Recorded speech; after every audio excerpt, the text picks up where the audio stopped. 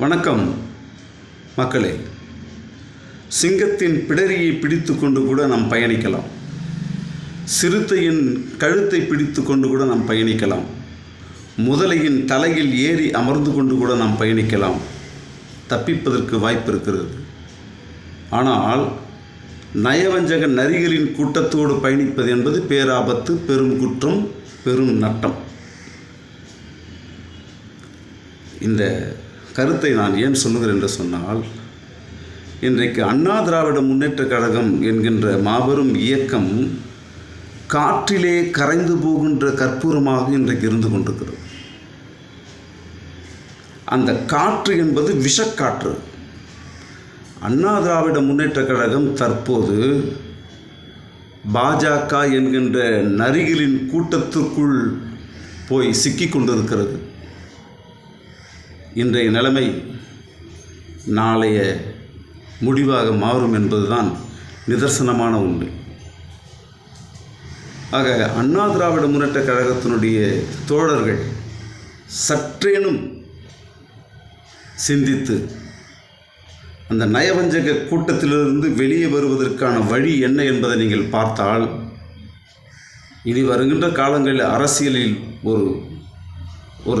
ஒரு நிலைப்பாட்டை நீங்கள் எடுக்கலாம். அதிமுக என்கின்ற கற்பூரத்தை விஷக்காற்று என்கின்ற பாஜக கரைத்து கொண்டிருக்கிறது. அது உங்களுக்கு புரியலையா என்பது எங்களுக்கு தெரியவில்லை.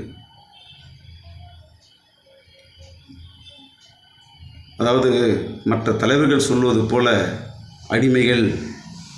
அடிமை சாசனம் எழுதி கொடுத்து விட்டார்கள் என்றெல்லாம் நான் சொல்வதற்கு விரும்பவில்லை.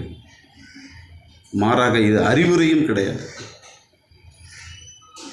புரட்சித் தலைவரால் உருவாக்கப்பட்ட இந்த இயக்கம், அம்மையார் ஜெயலலிதாவால் வளர்க்கப்பட்ட இந்த இயக்கம் மிக கொடுமையான கால கொடுமையில் அது இருந்து கொண்டிருக்கிறது என்று நினைக்கிற பொழுது ஒரு தமிழனாக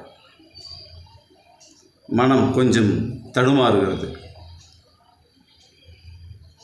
எதற்கு இந்த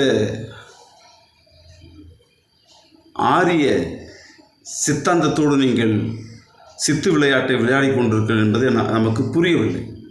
அப்படி என்ன பயம்? தலையை எடுத்து விடுவார்களா? சுட்டு கொன்று விடுவார்களா? அல்லது தூக்கிலே போட்டு விடுவார்களா?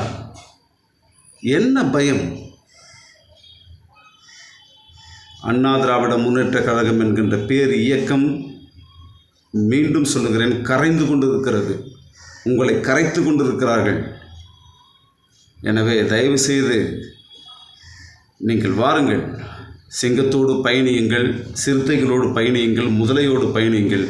ஆனால் நயவஞ்சக நரியின் கூட்டத்தில் நீங்கள் சிக்குண்டால் அது காலத்தினுடைய கொடுமை மிக கொடுமையான மோசமான விளைவாகத்தான் இருக்கும். ரஜினிகாந்த் சொன்னது போல, ஆண்டவனே வந்தாலும் உங்களை காப்பாற்றவே முடியாது. நன்றி.